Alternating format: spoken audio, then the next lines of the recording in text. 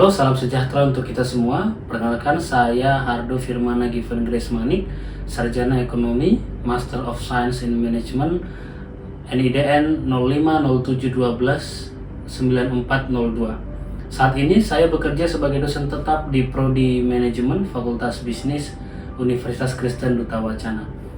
Pada kesempatan ini, saya akan menyampaikan pernyataan diri dosen dalam unjuk kerja Tridharma Perguruan Tinggi atau PDD UKT-PT bidang pengajaran. Dalam mengajar, saya berusaha untuk selalu menjadi fasilitator bagi mahasiswa, sekaligus menjadi teman diskusi untuk mereka untuk membangkitkan kemampuan berpikir kritis dan reflektif untuk mahasiswa. Berikutnya, saya akan menguraikan RPS mata kuliah saya yang fokus selama ini saya ajarkan di Fakultas Bisnis, yaitu Manajemen Strategik. Prodi Manajemen Fakultas Bisnis Universitas Kristen Duta Wacana mewajibkan kami para dosen untuk melaksanakan beberapa capaian pembelajaran dalam setiap mata kuliah, termasuk mata kuliah manajemen strategik yang saya ampuh.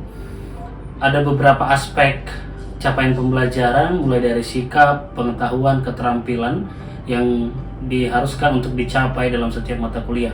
Beberapa di antaranya misalnya adalah menjunjung tinggi nilai kemanusiaan, kemudian bekerja sama dan memiliki kepedulian terhadap masyarakat dan lingkungan, kemudian menginternalisasi nilai, norma, dan etika akademik, sampai dengan yang bersifat keterampilan, misalnya mampu merumuskan fungsi manajemen dan pada level operasional di berbagai tipe organisasi, kemudian mampu melaksanakan fungsi organisasi, mampu berkontribusi dalam penyusunan rencana strategis organisasi, sampai dengan menguasai prinsip-prinsip kepemimpinan dan kewirausahaan. Semua capaian pembelajaran ini kemudian saya turunkan dalam manajemen strategik dalam dua capaian pembelajaran mata kuliah atau CPMK. Yang pertama, pembelajaran manajemen strategik mengharapkan mahasiswa mampu membuat makalah tentang rekomendasi strategi bisnis yang tepat untuk memecahkan masalah bisnis yang diperoleh melalui hasil riset di lapangan dan menggunakan model-model atau kerangka-kerangka yang tersedia di manajemen strategik dengan pengerjaan yang berintegritas dan berorientasi pada perbaikan berkelanjutan. Capaian pembelajaran mata kuliah kedua adalah mahasiswa mampu mengevaluasi berbagai kasus bisnis berdasarkan konsep-konsep manajemen strategik yang dipelajari dengan memberikan pertanyaan-pertanyaan kritis yang berkualitas dan presentasi kasus berkelompok. Kedua CPMK ini masuk di level 5, yaitu mengevaluasi, C5, kemudian C6 yaitu membuat makalah. Artinya level higher order thinking skills yang pengen dicapai melalui pembelajaran ini. Secara khusus, mata kuliah ini akan menguraikan tentang proses perumusan, pengembangan, pemilihan, implementasi, dan evaluasi berbagai strategi, kebijakan, dan program bisnis perusahaan. Jadi, mahasiswa akan belajar bersama dengan dosen saya sebagai fasilitator, mulai dari menganalisis aspek internal dan eksternal perusahaan, mempertimbangkan etika bisnis, kemudian merumuskan strategi baik internal maupun eksternal, kemudian merumuskan visi misi kebijakan sampai dengan mengimplementasikan dan mengevaluasi kebijakan tersebut. Di akhir semester, mahasiswa diharapkan sudah mampu membuat rekomendasi strategi bisnis melalui makalah yang tadi saya sampaikan, dan itu akan menjadi bahan penilaian. Model penilaian yang dikembangkan dalam RPS ini adalah fokus ke yang pertama, yaitu penulisan makalah. Itu akan menjadi nilai UTS dan UAS. Nilai ujian tengah semester atau UTS akan diambil dari pengerjaan setengah proses dari makalah tersebut. Kemudian nilai UAS akan diambil dari pengerjaan total dari seluruh pengerjaan makalah tersebut. Kemudian per minggu mahasiswa akan diajak membuat pertanyaan paling kritis tentang topik-topik per minggu yang sudah disediakan, dan pertanyaan ini akan dibahas dan didiskusikan secara interaktif dengan mahasiswa. Beberapa rubrik penilaian yang saya gunakan dan coba saya inovasikan untuk tadi, tujuannya adalah untuk membangkitkan berpikir kritis dan reflektif. Yang pertama adalah Ketika UTS untuk penilaian setengah jalan dari proses pengerjaan makalah, mahasiswa akan dinilai dengan 3 indikator baik, cukup baik, dan kurang baik dengan poin-poin penjelasan yang seperti tersedia di video ini, dengan titik fokus bahwa mahasiswa harus bisa menggunakan kerangka analisis manajemen strategik yang sudah dipelajari untuk diterapkan di kasus tersebut, kemudian tata tulis yang baik dan elaborasi penjelasan, dan juga penyediaan solusi. Itu juga sekalian akan menjadi nilai UAS juga, rangkaian dari urutan penilaian yang tadi. Kemudian saya juga menyediakan panduan penulisan artikel atau makalah tersebut seperti yang tersedia di video ini, mulai dari pendahuluan, analisis, rekomendasi strategi, kesimpulan, dan referensi.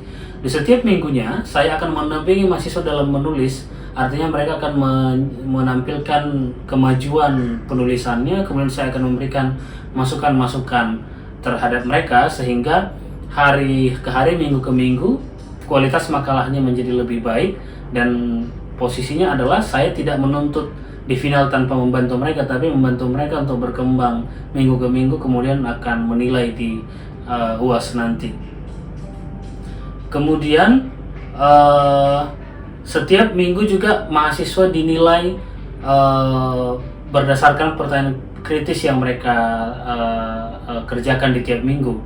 Jadi nanti saya sudah membuat indikator penilaian pertanyaan kritis seperti yang tergambar di video.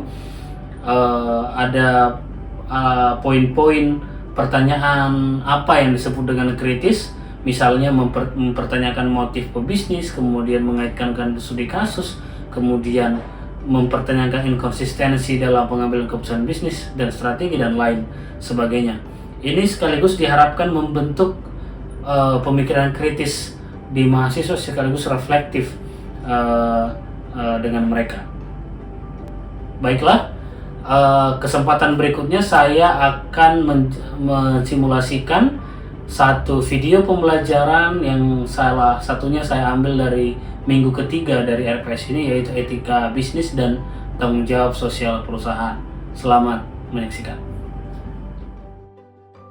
Ya, baik. Selamat sore teman-teman semua. Apa kabar? Erin, baik Pak, baik Pak. Baik-baik semua ya. Ya. Ya, terima kasih. Ya, kita bertemu lagi di minggu ketiga ini, akan bicara tentang etika bisnis dan tanggung jawab sosial perusahaan. Minggu lalu kita sudah bicara tentang konsep dasar manajemen strategi. Tentu teman-teman sudah mulai mengerti mengapa strategi diperlukan dalam bisnis, kenapa strategi itu perlu dimanajemeni atau dikelola begitu. Dan minggu ini kita lanjutkan bahwa perusahaan itu penting untuk memegang etika dalam berbisnis, dan kalau tidak beretika nanti akan kita diskusikan apa konsekuensinya, gitu ya. Dosen pengajar saya, dan ini merupakan minggu ketiga dari mata kuliah manajemen strategik dengan kode mata kuliah PB 1053. Apa tujuan pembelajaran untuk kita di minggu ini? Jadi ada CPMK yang merupakan CPMK utama dari manajemen strategik, itu mahasiswa mampu mengevaluasi berbagai kasus berdasarkan konsep-konsep manajemen strategik yang diberikan dengan memberikan pertanyaan-pertanyaan kritis yang berkualitas. Jadi tujuan pembelajaran ini adalah tujuan pembelajaran utama dari manajemen strategik yang kemudian saya turunkan menjadi sub CPMK, yaitu di kelas ini, di minggu ini, mahasiswa mampu mengevaluasi studi kasus bisnis dan tanggung jawab sosial perusahaan secara analitis dan kritis, serta menyuarakan posisi, sikap, atau pendirian terhadap kasus tersebut.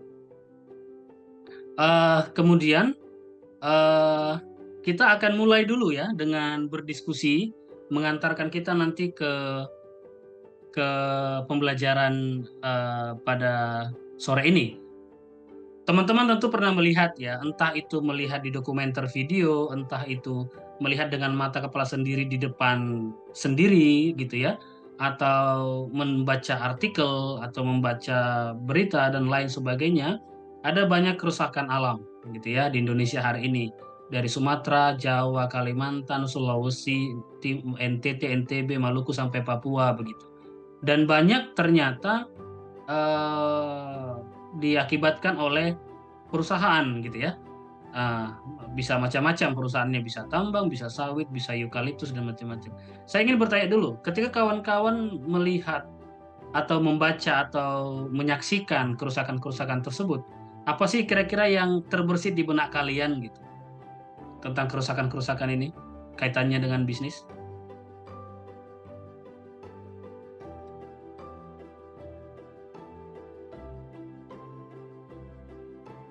Ya, Gloria, silakan Glo. Mungkin kalau menurut saya, kerusakan-kerusakan alam yang terjadi sekarang itu merupakan wujud dari keegoisan dari para korporat ya Pak. Jadi mereka itu menjadi korporat yang tidak memperhatikan lingkungan dan mereka itu cuma mau mencari kayak keuntungan mereka sendiri gitu Pak, kalau menurut saya. Jadi tidak memikirkan efek jangka panjang ke depannya gitu, apakah itu akan merusak lingkungan, apakah itu akan merugikan bagi masyarakat sekitar gitu Pak, kalau menurut saya. Oh iya, argumen yang bagus. Terima kasih Glo. Betul, tapi mungkin ketika argumen tersebut disampaikan ke korporat, bisa jadi jawaban korporat adalah kami sedang mencari laba yang penting untuk memberikan gaji kepada karyawan. Tentu harus ada yang dikorbankan, termasuk itu misalnya lingkungan. Bagaimana respon Glo kalau perusahaan menjawab demikian? Mencari keuntungan kan tidak hanya melalui satu tempat saja ya Pak. Maksudnya kan banyak banyak tempat dan banyak sumber untuk mereka mendapatkan laba gitu. Jadi mereka nggak bisa kalau mereka hanya mengorbankan alam. Masih banyak kok tempat lain yang bisa diekspor untuk menjadi tempat keuntungan sebagai sumber keuntungan. Nggak harus dengan mengorbankan alam. Gitu Pak. Oke, terima kasih. Ada pendapat lain terkait Pak, ini? saya izin berpendapat, Pak. Silakan, Mika. Misalnya kan saya hubunginya dengan energi terbarukan apa? Contohnya misalnya mobil listrik atau dulu kan juga ada tuh yang isu mobil air tuh. Misalnya kayak yang tadi eh, Bapak dan Gloria yang ngomong apa? Tapi kan mencari keuntungan. Terus mungkin untuk kayak contoh mobil listrik itu mungkin ya pengembangannya ada, cuma karena memang masih minyak, sawit atau apalah gitu yang masih banyak untuk digerus ya mereka ngabisin di situ dulu. Ntar kalau udah lalu tongel-ngel ya baru pindah ke listrik itu ya, selama masih ada apa namanya pasokan untuk minyak ya mereka habisin aja di situ. Seperti itu Pak. Oke, Linar punya pendapat, mungkin berbeda pendapat dengan teman-teman yang lain, silakan. Jadi kalau menurut saya memang betul ya Pak, kalau misalnya suatu bisnis itu ya memang kita nggak bisa pungkiri pasti ada hal yang dikorbankan termasuk lingkungan gitu. Tapi kalau memang dari perusahaannya ini memang ada etisnya, ada etikanya dalam berbisnis, pasti dia ada aja caranya untuk menanggulangi ataupun memitigasi. Kalaupun misalnya ada hal yang dirusak, pasti mereka ada dana untuk merenovasi ataupun memperbaiki yang sudah rusak gitu sih Pak. Jadi nggak hanya keuntungan itu ya untuk mereka pribadi. Harusnya kalau mereka etis itu ada perbaikan, ada bantuan dan lain-lain gitu sih Pak. Nanti pertanyaan ini yang akan kita jawab di belakang. Mengapa bisnis harus beretika dan mengapa tanggung jawab sosial perusahaan perlu dan seterusnya nanti ya. Baik. Apa arti etika bisnis? Jadi dari berbagai referensi, etika bisnis itu adalah prinsip ya. Prinsip dan standar yang menentukan perilaku yang dapat diterima dalam organisasi bisnis. Dan dalam etika kita akan bicara tentang apa yang benar dan salah, apa yang baik dan buruk. Apa standar menentukan benar dan salah? Yaitu prinsip-prinsip moral. Kita tentu sama-sama sepakat bahwa di agama manapun, di suku manapun diajarkan untuk tidak membunuh. Betul ya? Di suku manapun, di agama manapun diajarkan untuk tidak merusak lingkungan. Gitu. Di suku manapun, di agama manapun diajarkan untuk tidak mengambil tanah orang tanpa izin misalnya. Gitu kan? Nah, itu kan prinsip-prinsip etika, itu kan hal-hal yang bersifat moral yang tidak memandang agamamu apa dan sukumu apa, itu semua menerima bahwa itu benar dan harus dilakukan. Kalau nggak dilakukan, konsekuensinya ada dampak buruk yang bisa terjadi kan begitu ya. Kalau kita bicara etika bisnis, berarti etika sekali lagi adalah standar. standar yang menentukan perilaku kita gitu. Kemudian ada tanggung jawab sosial perusahaan. Ada kewajiban bisnis untuk memaksimalkan dampak ya negatif perusahaan. Bisa jadi tadi dengan adanya dana sosial perusahaan itu dianggap mengurangi dampak. Apakah itu hanya mengurangi atau bahkan menghilangkan? Gitu ya. Ini bisa jadi perdebatan juga nih. Apakah tujuan kita berbisnis hanya untuk mengurangi saja atau seharusnya menghilangkan dari awal? Karena dampak kerusakan lingkungan bisa jadi sangat berbahaya gitu.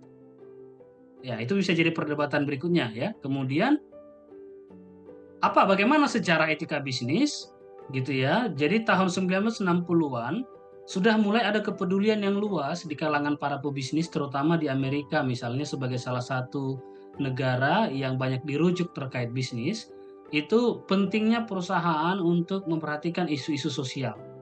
Pentingnya perusahaan untuk memperhatikan para pelanggan mereka yang kurang beruntung atau yang di pelosok begitu. Pentingnya juga perusahaan untuk memperhatikan keamanan lingkungan, ya. Berkembanglah perdiskusian ini sampai tahun 1970 muncul mulai kajian-kajian tentang etika bisnis, tentang tanggung jawab sosial, tentang pentingnya mengidentifikasi isu-isu etis, gitu ya, pentingnya memperhatikan bahwa seharusnya tidak ada diskriminasi dalam perusahaan. Dilanjutkan dengan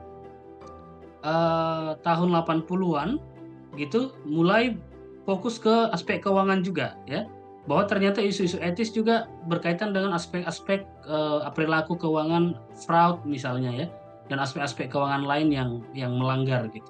Kemudian ada juga pelatihan etika di tahun 80-an dan tahun 90-an itu mulai dibuat peraturan-peraturan tentang etika bisnis. Makanya kalau teman-teman mungkin pernah dengar ada namanya kode etik perusahaan ya. Ini ada begitu dan itu mulai muncul tahun 1990 sampai tahun 2000-an sekarang. Fokusnya sekarang adalah bagaimana etika perusahaan juga dikaitkan dengan keamanan digital, cyber gitu, karena perkembangan teknologi gitu ya.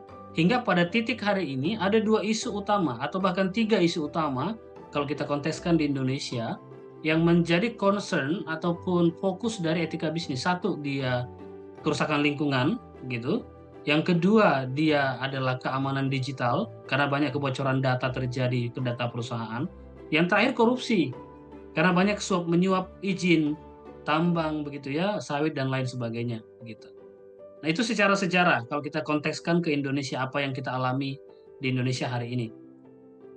Apa sih ya faktor-faktor yang mempengaruhi etika bisnis? Itu tentu saja ada standar nilai individu. Misalnya kita itu banyak dipengaruhi misalnya dari agama kita ya, ajaran kitab suci masing-masing. Baik yang Islam, Kristen, Hindu, Buddha dan lain sebagainya gitu. Diajarkan untuk tidak mencuri, diajarkan untuk tidak berlaku negatif sama orang lain dan itu mempengaruhi cara kita berperilaku ya. Termasuk misalnya CEO perusahaan kan misalnya bisa saja dia dipengaruhi oleh agama yang dianutnya gitu, mengajarkan dia untuk tidak melakukan hal-hal yang tidak etis dalam keputusan-keputusan bisnisnya gitu ya. Kemudian dipengaruhi juga oleh teman sekitar, lingkungan sekitar, sesama manajer, sesama karyawan, bagaimana membudayakan hal-hal yang benar, mengambil keputusan dengan benar gitu ya. Juga dipengaruhi oleh seberapa lengkap kode etika yang ada di perusahaan tersebut gitu. Sudahkah mengatur tentang tidak boleh korupsi, apa aja aspek korupsi? Sudahkah mengatur tentang bagaimana mengambil keputusan ketika harus merusak lingkungan? Apa saja larangan yang harus dieksploitasi misalnya? Begitu ya. Sudahkah mengadopsi ISO? Teman-teman tentu tahu ISO itu kan standar internasional untuk perusahaan tentang misalnya tidak boleh merusak, tidak boleh bocor data digital dan lain sebagainya. Jadi aspek-aspek tadilah yang menentukan pilihan-pilihan atau kebijakan-kebijakan etis atau tidak etis dalam suatu perusahaan, gitu ya. Nah, ini tadi yang barusan saya sampaikan bahwa keputusan etis dalam perusahaan itu dipengaruhi beberapa hal tadi, ada stakeholders, ada konteks, dan bagaimana bersama-sama menentukan apakah ini etis atau tidak etis, itu berdasarkan standar moral tertentu ya. Minimal tidak merusak lingkungan, tidak merusak budaya, juga merusak hubungan sosial di masyarakat. Begitu. Nah, Tadi ini juga sudah saya singgung bahwa salah satu isu utama etika bisnis di Indonesia itu korupsi, teman-teman. Tentu kalian sudah sangat bosan juga ya, karena banyak sekali tiap hari berita bermunculan di HP, korupsi ini, korupsi itu, belum lagi korupsi pendidikan, gimana kami mau kuliah ini, dan seterusnya gitu. Dan data terbaru menunjukkan bahwa indeks persepsi korupsi Indonesia itu masih di bawah 40. Apa artinya? Semakin naik angkanya di atas 50, 60 sampai 100 itu makin baik situasi di Indonesia, situasi di suatu negara gitu ya. Tapi kalau dia di bawah 40 itu sangat mengkhawatirkan, sangat buruk. Dan Indonesia dari tahun 2005 sampai 2023 itu belum pernah menembus skor 40. Masih di bawah 40 gitu. Ya. Yang kedua adalah isu pembangunan berkelanjutan, terutama terkait aspek lingkungan dan sosial. Tentu kalian mungkin juga sudah pernah mendengar yang namanya Sustainable Development Goals, ada 17 tujuan itu. Dan kalau kita saksikan hari ini, tujuan mana yang sudah tercapai di Indonesia? Apakah Indonesia sudah lepas dari kemiskinan ekstrim? Data terbaru menunjukkan belum. Apakah sudah Indonesia lepas dari kelaparan? Belum juga, ada banyak berita yang kita saksikan. Apakah Indonesia sudah sehat dan sejahtera? Belum juga. Ya, kadang harus punya uang biar bisa dirawat dengan baik dan benar di rumah sakit gitu ya. Apakah sudah semua mendapatkan pendidikan berkualitas? Oh tidak, UKT sekarang naik teman-teman, dan banyak yang mengeluh tidak bisa sekolah, kuliah gitu. Apakah sudah kesetaraan gender? Masih banyakkah perempuan yang masih didiskriminasi? Masih banyak ternyata, gitu ya. Apakah kita sudah punya air bersih? Misalnya kita nggak perlu lagi beli air mineral, kita langsung minum langsung dari pancur. Pancur, saya batak sekali ini ngomongnya. Apa namanya itu? Sumber air gitu ya. Bisa nggak itu? Apa namanya, kita sudah minum? Berarti kan belum. Belum juga. Dan kita cek saja sampai 17 apa namanya ini, 17 tujuan, apakah semua itu menjadi evaluasi bersama di Indonesia bahwa 17 tujuan pembangunan berkelanjutan ternyata bisa jadi masih jauh dari harapan kita gitu ya. Padahal PBB sudah menentukan bahwa 2030 sudah diharapkan 17 tujuan ini bisa tercapai setidaknya di level 60-an%. Nanti kalau kita cek datanya, ternyata masih banyak yang belum. Kita masih punya PR banyak. Termasuk banyak masalah ini hari ini dekat dengan kita, gitu ya. Nah, perusahaan juga perlu terlibat tujuan ini karena dia juga memang secara etika tidak boleh lagi hanya memperhatikan dirinya sendiri, gitu ya. Tapi juga harus memperhatikan 17 pencapaian ini.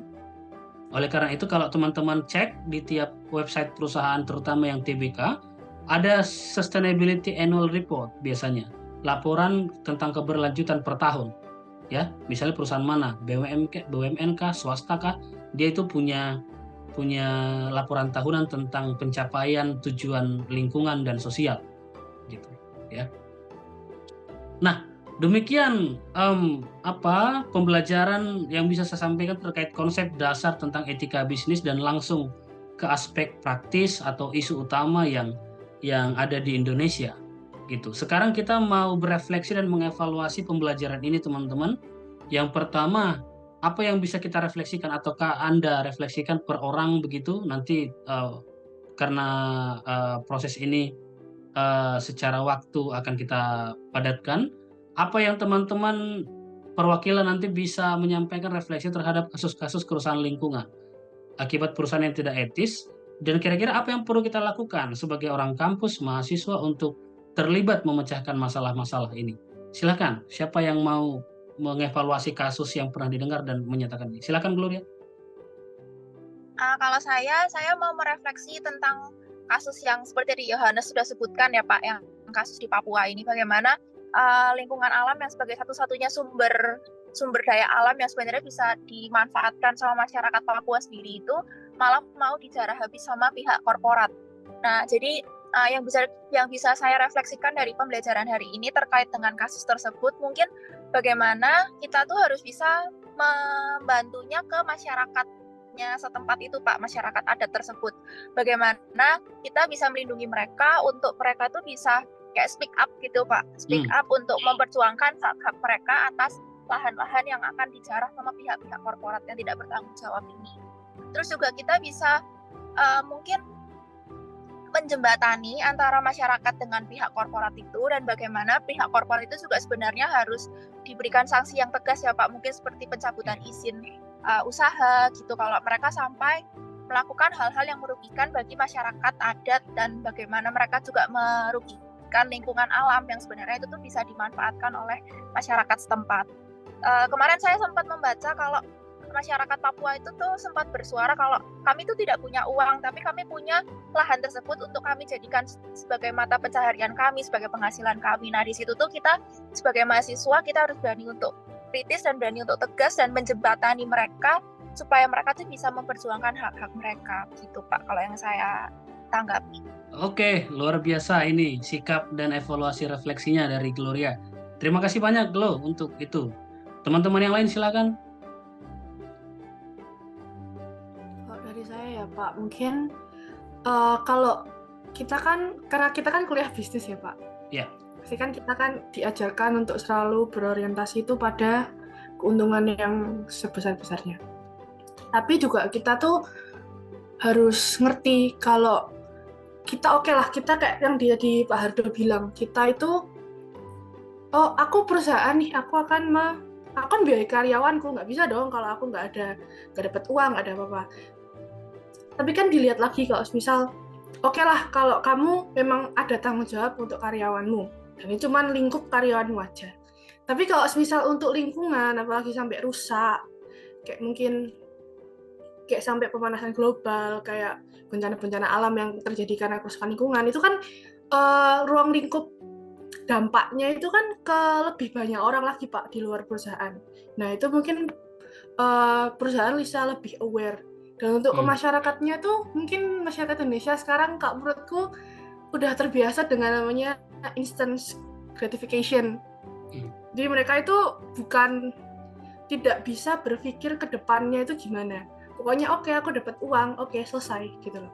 Oke, kayak kalau yang tadi Pak Hardo bilang cuma dikasih sembako. Sembako itu kan kayak paling berapa minggu sih Pak, berapa hari selesai. Tapi dampak ke depannya tuh kalian gimana gitu, hidup kalian gimana. Nah, saya juga setuju dengan Gloria itu yang tadi mengatakan kita tuh sebagai mahasiswa harus menjembatani itu saya setuju sih Pak. Jadi kok dari aku gitu aja. Oke, terima kasih banyak Bel untuk refleksi dan sikapnya. Oke, baik. Terima kasih teman-teman. Jadi nanti bagi yang belum menyampaikan, teman-teman boleh sampaikan nanti refleksi itu dalam tertulis juga ya. Nanti itu akan dikumpulkan sebagai bahan untuk evaluasi pembelajaran kita, capaian pembelajaran di pembelajaran minggu ketiga ini. Dan minggu depan kita akan diskusikan sedikit lagi tentang apa yang sudah kalian refleksikan tersebut sebagai pengantar untuk pembelajaran minggu depan. Begitu. Demikian teman-teman pembelajaran kita. Saya kira saya sangat senang terhadap sikap-sikap kalian. Saya melihat capaian pembelajarannya mulai terlihat ya, bahwa kalian bisa mengevaluasi isu-isu terkini yang berkaitan dengan etika bisnis. Tadi kita banyak mengangkat tentang kasus Papua ya.